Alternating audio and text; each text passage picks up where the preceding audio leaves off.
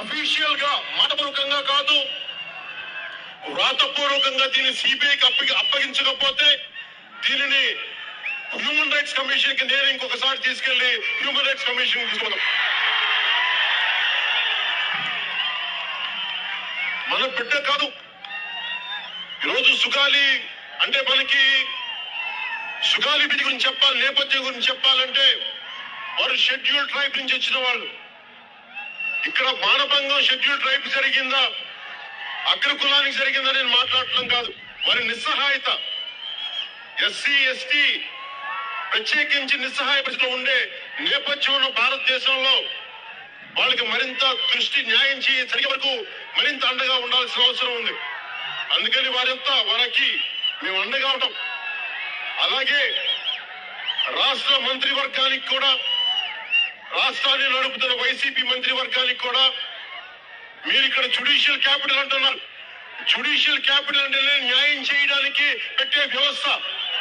అలాంటి judicial capital మీరు పెడుతున్నప్పుడు సుగాలి ప్రీతికి న్యాయం జరిగినప్పుడు మరి ఎవరికి న్యాయం జరుగుతుంది? జ్యుడిషియల్ క్యాపిటల్ పెట్టిన ప్రయోజనం ఏంటి? మీరు సుగాలి ప్రీతికి న్యాయం జరగకపోతే మీరు జ్యుడిషియల్ క్యాపిటల్ పెట్టిన నిష్ప్రయోజనం అవుతుంది. ఇక్కడ తల్లి ఒక తల్లి ఇన్ని సంవత్సరాల నుంచి రోడ్ల మీదకి వచ్చి నా బిడ్డ చనిపోయింది, అత్యాచారానికి గురైంది, మానభంగానికి గురైంది, హత్యకు గురైందని కడుపు చించుకొని రోడ్ల మీద వస్తుంటే ఇక్కడున్న ముఖ్యమంత్రి ఒక్కరికి కూడా వారికి దృష్టి పడలేదు. వాళ్ళకి ఒక్కరికి దిశ కోసం ఇంతమంది మీరు అమరావతిలో కూర్చొని విని బలమైన వాక్యాలు పలికారు.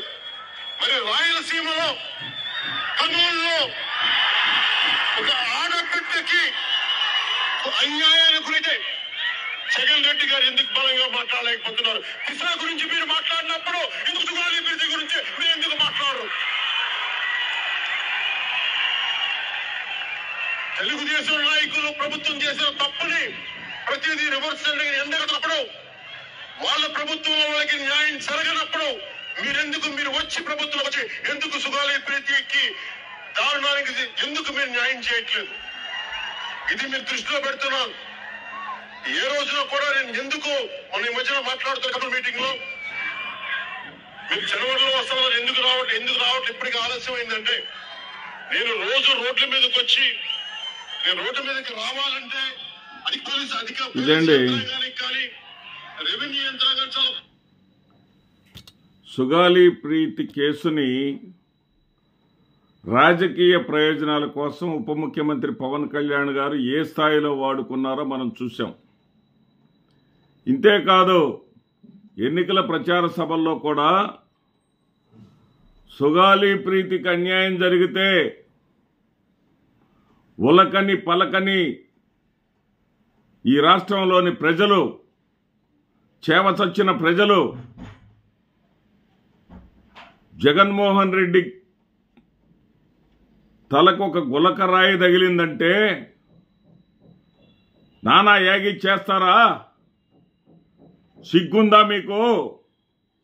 మీరు మనుషులేనా అని ప్రజలను రెచ్చగొట్టినటువంటి ఈ పవన్ కళ్యాణ్ గారు ఉప ముఖ్యమంత్రి అయిన తర్వాత, అధికారం వచ్చిన తర్వాత, అధికారంలోకి వచ్చిన వెంటనే సుగాలి ప్రీతి కేసుని ప్రధాన అంశంగా, మొట్టమొదటి అంశంగా తీసుకొని పరిష్కరిస్తాను అని చెప్పినటువంటి ఈయన నిన్న తాజాగా సిబిఐ ఈ కేసు అంత పరిశీలన చేయవలసినటువంటి అంశం కాదని, దీనిపై ముందుకు వెళ్లాల్సినటువంటి అవసరం లేదని, ఈ కేసును మూలన పడేస్తే నోరెందుకు మెదపట్లేదు? ఎందుకు నోరు మెదపరు పవన్ కళ్యాణ్ గారు మీరు? అంటే పగటి వేషగాడి కన్నా కూడా, పగటి వేషగాడు కూడా సిగ్గుతో తలదించుకునేలాగా ఉంది మీ ప్రవర్తన. పగటి వేషగాడు కూడా పవన్ కళ్యాణ్ లాంటి వేషాలు వేయడు. ఎంత దారుణమైనటువంటి వేషాలమయ్యాయి. ఈ కేసును పట్టించుకోవాల్సినటువంటి అవసరం లేదు అని మీకు నచ్చి మిమ్మల్ని మెచ్చేటటువంటి, మీకు భజన చేసేటటువంటి పత్రికలో ఒక 2 లైన్ల వార్త రాస్తే మీకు కనిపించదు, వినిపించదు. భారతీయ జనతా పార్టీ కోసం సనాతన పరిరక్షణ యాత్రలను చేస్తూ ఉంటారు మీరు.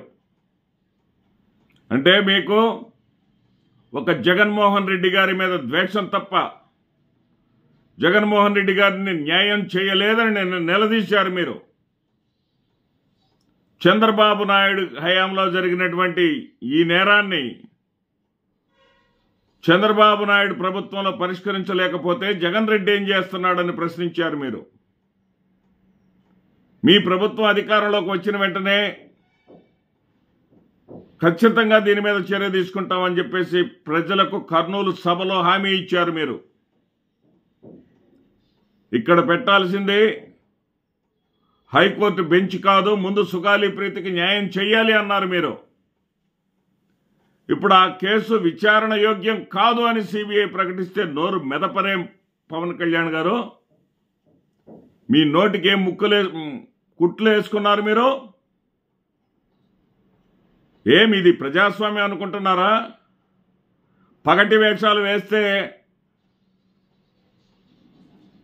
నమ్మటానికి ఏదన్నా రంగస్థల ప్రేక్షకులు అనుకుంటున్నారా?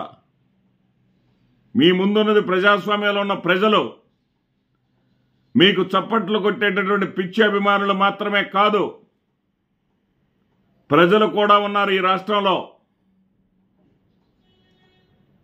జగన్మోహన్ రెడ్డి న్యాయం చేయలేని జగన్మోహన్ రెడ్డి అని ప్రశ్నించావే, జగన్మోహన్ రెడ్డి ఏం చేశాడో మీకు తెలియదా? మీరు వేదిక మీదకి తీసుకొచ్చి ఆ తల్లిదండ్రులని రెచ్చగొట్టే ప్రయత్నం మీరు చేస్తే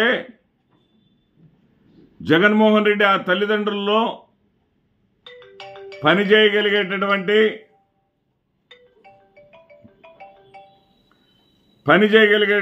తండ్రి అయినటువంటి అతనికి ఉద్యోగం ఇచ్చారు. వాళ్ళకి తక్షణ అవసరాల కోసం 8 లక్షల రూపాయలు ఆర్థిక ప్రయోజనం ఇచ్చారు. అదేవిధంగా వాళ్ళ జీవనం గడవటం కోసం 5 ఎకరాల భూమినిచ్చారు. జగన్మోహన్ రెడ్డి చెయ్యిందేంటి? మీరే డిమాండ్ చేశారు సిబిఐకి ఇవ్వాల్సిందిగా. మీరు ముందుకు రాకపోతే ప్రభుత్వం నేనే మానవ హక్కుల సంఘానికి తీసుకెళ్తామన్నారు. మరి ఆ సిబిఐ మీ భారతీయ జనతా పార్టీ కంట్రోల్లో ఉంది. భారతీయ జనతా పార్టీ కేంద్ర ప్రభుత్వం నుంచి ఆదేశాలు ఇస్తే సిబిఐ దాన్ని తోడుతుంది. అంటే మీరు అధికారంలో ఉన్నారు కాబట్టి మీరు ఇప్పుడు గమ్మునుంటారా? తిరగదోడరా దానిని? కిమ్ అనకుండా నోరెత్తకుండా ఒక జగన్మోహన్ రెడ్డి మీద విషం కక్కితే చాలు, జగన్మోహన్ రెడ్డిని అధికారంలోంచి దించేస్తే చాలు, జగన్మోహన్ రెడ్డి రాజకీయ రంగంలో లేకుండా ఉంటే చాలు, మేమొక్కళ్ళం ఊరేగవచ్చు. ఇదెక్కడ నీతి అయ్యా బాబు? ఇదెక్కడ చేవచొచ్చిన రాజకీయం నీదది, తప్పుడు రాజకీయం నీదది.